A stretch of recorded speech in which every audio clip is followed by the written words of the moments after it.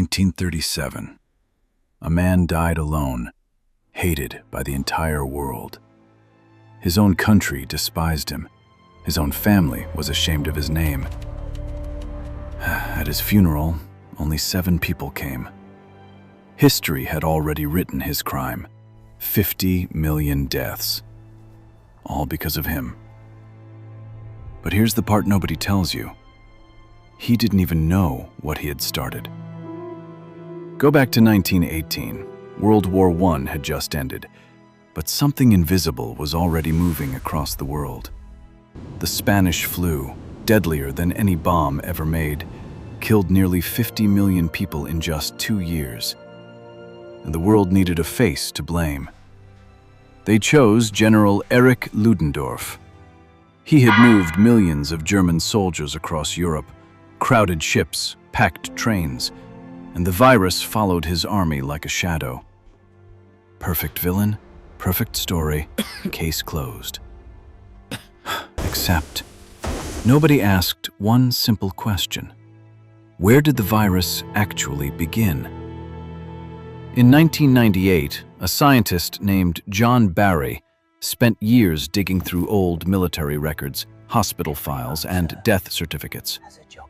And he found something that changed everything. The first recorded case of the Spanish flu, February 1917. Not Germany, not Spain. A small town in Kansas, America. A pig farm. A local doctor had written it in his notes. Unusual flu, spreading fast. Nobody paid attention. Then American soldiers shipped out to fight in Europe, and they carried the virus with them, into Allied camps, into European cities. The virus was already spreading before Ludendorff moved a single soldier. He was guilty of war crimes, yes. A ruthless, brutal man, absolutely. But those 50 million deaths? Not his. Now, here is the real twist.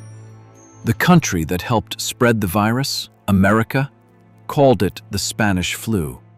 Why? Because Spain was the only country that honestly reported the outbreak.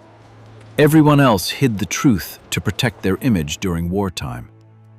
So Spain got the blame in the name. Ludendorff got the blame for the deaths, and the real origin was quietly buried.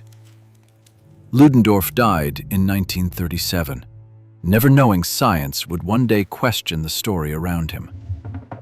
History didn't just choose a villain, it chose a narrative.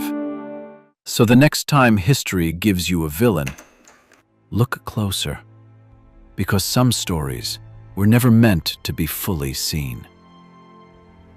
Subscribe, Hidden Era Tales, where the past refuses to stay buried.